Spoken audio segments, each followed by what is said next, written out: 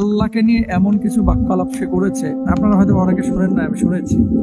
এটা ভাষায় প্রকাশ করা না এবং আমি আমার জবান দিয়ে এটা উচ্চারণ করতে পারবো না, আপনারাও পারবেন না, এটা প্রচার করার বিষয় না। পুলিশি হেফাজতে তাকে নেওয়া হয়েছে বা অ্যারেস্ট করা হয়েছে, আদালতে বিচারাধীন।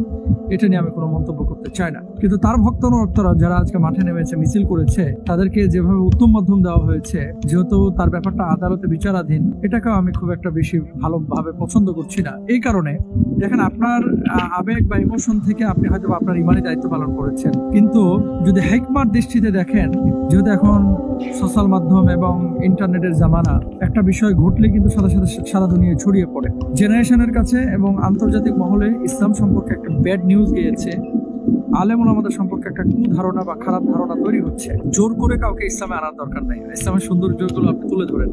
কেউ গান বাজনা করতে চাইলে আপনি তার কাছে হালাল হারামের বিষয়টা তুলে ধরেন, যে ঢোল তবলা ইসলাম অনুমোদন করে না, কিন্তু তাকে আপনি মানে মার কাট অবস্থায় তাকে আপনি বল প্রয়োগ করে আপনার দলে নেবেন, এটা কিন্তু আসলে হয় না, এটা জায়েজও না।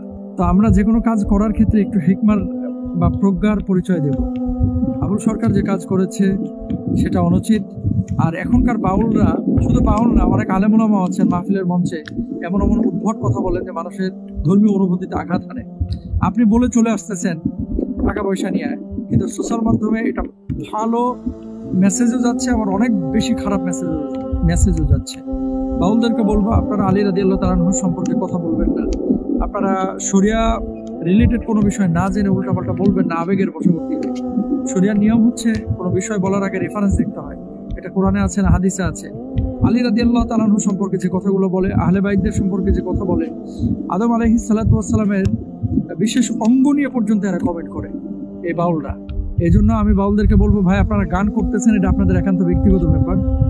আপনাদেরকে বলা হয়েছে যে কোনটা জায়েজ না জায়েজ, আপনারা এখন মানেন বা না মানেন, অন্তত শরিয়া এবং নবী আম্বিয়া আলাইহিস সালাতু ওয়াস সালাম আহলে বাইতদেরকে নিয়ে উল্টাপাল্টা কোনো কথা আপনারা বলেন না প্লিজ। আলেম ওলামারাও যারা এরকম উদ্ভট কথাবার্তা মাহফিলের মঞ্চে বলেন, আপনারা বলেন না। শুধুমাত্র দুনিয়াতে না, আখিরাতেও আপনারা লাঞ্ছিত হবেন। আল্লাহ আমাদেরকে বোঝার তৌফিক দান করুন।